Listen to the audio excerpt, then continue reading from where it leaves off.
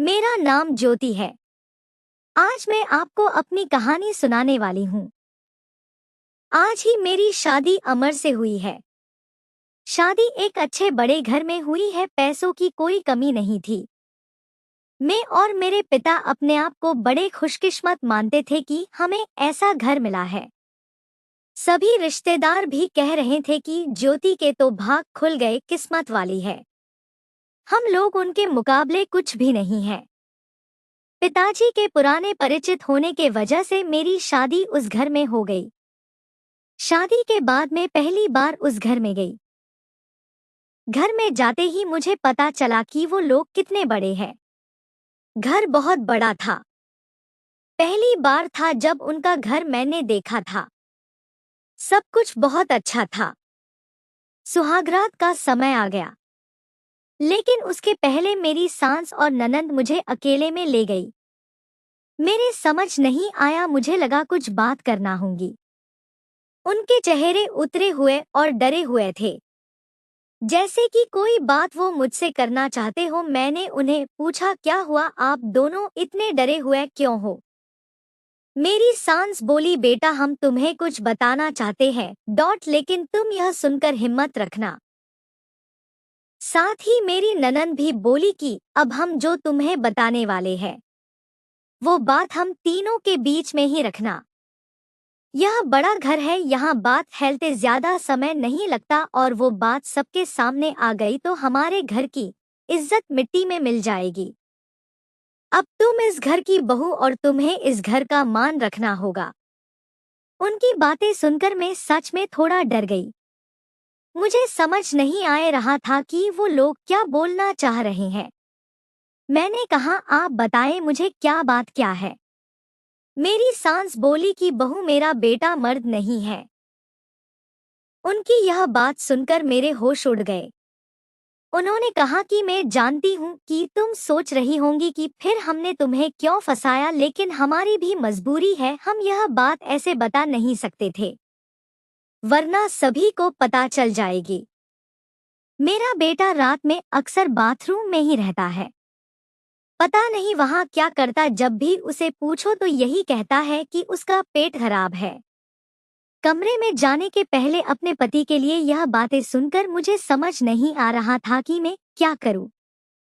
मेरी ननंद कहती है कि तुम उससे बात करना, थोड़ा समय उसके साथ बिताओ, फिर उससे खुलकर बात करो, अगर कुछ हो सकता है तो हम जरूर करेंगे। हम तुम्हारे साथ हैं, तुम्हें अकेला नहीं छोड़ेंगे। सुहागरात वाली रात यह सब सुनकर मैं अपने कमरे में जा रही थी। मुझे अब डर लगने लगा था। मैं कमरे में यही सब सोच रही थी कि मेरे पति अमर कमरे में आए। कमरे का दरवाजा बंद किया और दरवाजे से ही पेट पर हाथ लगाते हुए आए, बिस्तर पर मेरी तरफ पीठ करके बैठे और बोले कि उनका पेट खराब। और कुछ ही सेकंड में वो उठकर बाथरूम में चले गए। बिल्कुल वैसा ही हुआ जैसा कि मेरी सास ने मुझसे कहा था। पेट खराब हो तो थोड़ी देर बाद वो बाथरूम से बाहर आ जाते, लेकिन वो करीब 1 घंटे तक बाथरूम में ही रहे। मैं बाहर चुपचाप अपने बिस्तर पर बैठी रही। उन्हें मैंने आवाज भी नहीं दी, बस यही सब सोचते सोचते मैं बिस्तर पर लेट गई। करीब 2 घंटे बाद वो बाथरूम से निकले।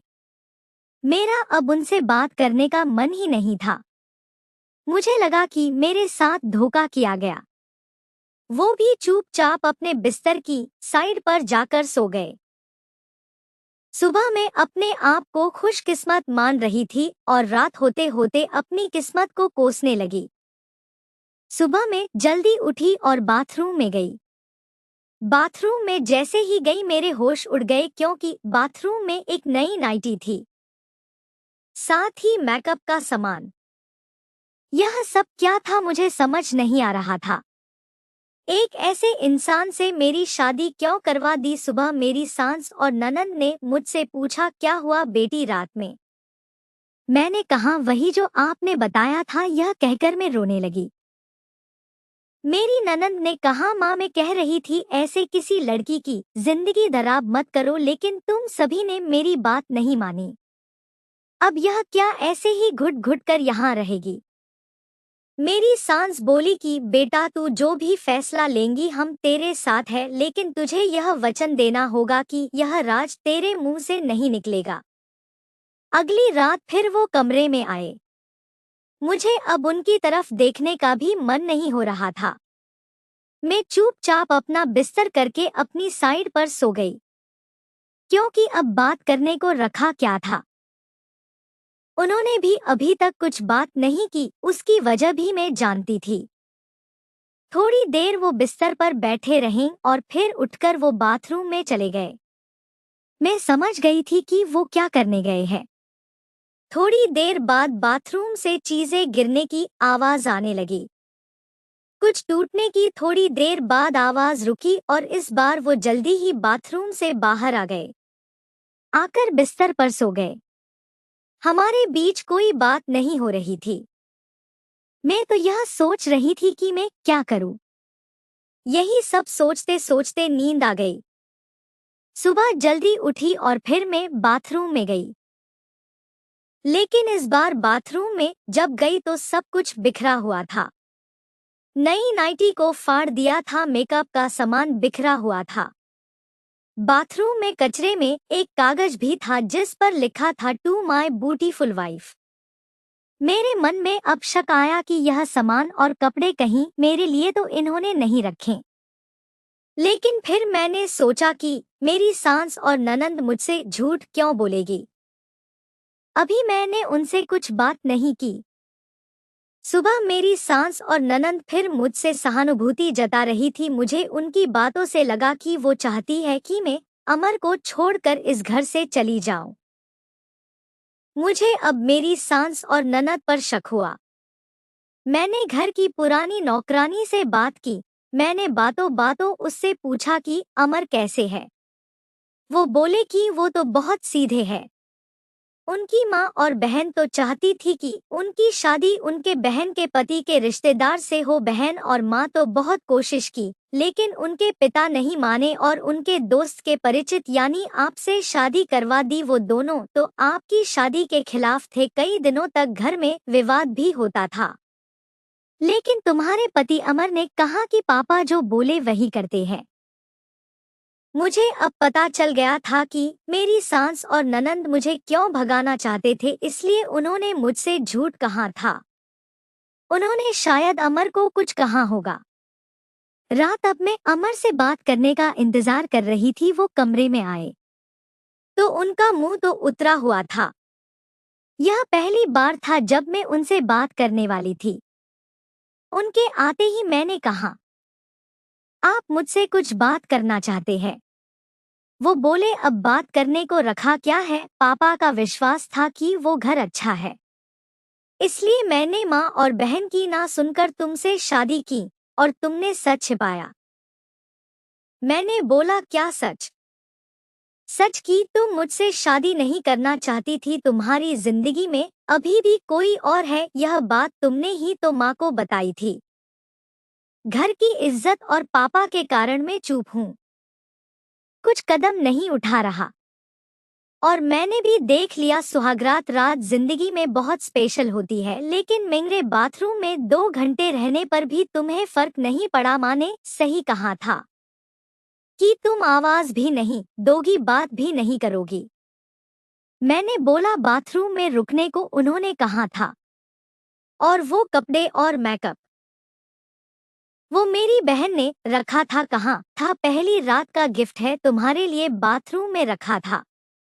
मैं उठकर उनके पास गई और उन्हें कहा, आपको पता है उन्होंने मुझे क्या कहा? फिर मैंने उन्हें सारी बात समझाई। कहा कि वो चाहते थे हम दोनों में गलतफहमी हो और हम अलग हो जाए, ताकि वो जो चाहते हैं वो पूरा हो जाए। उन्हें गुस्सा आया, लेकिन मैंने कहा नहीं, अब हम इस बात को यहीं खत्म करेंगे और किसी को कुछ नहीं कहेंगे। उस रात मेरी सारी परेशानी और गलतफहमी दूर हो गई। वो थी मेरी सही मायने में सुहागरात। अगली सुबह मेरी सास और ननंद ने मुझसे पूछा कि मेरा क्या फैसला है, मैं क्या करने वाली हूँ। मैंने कहा कि मैं आप दोनों को माफ करके एक नई शुरुआत करना चाहती हूँ। आपको मुझसे कोई शिकायत नहीं होगी, मैं एक बहुत अच्छी बहू बनकर दिखाऊंगी। मेरे चेहरे पर मुस्कान देखकर उनके चेहरे उतर गए। ननन तो उसी दिन अपने घर चली गई। अगर आपको यह वीडियो पसंद आई हो तो वीडियो को लाइक करें और चैनल पर पहली बार आए हैं तो चैनल को सब्सक्राइब जरूर करें। धन्यवाद।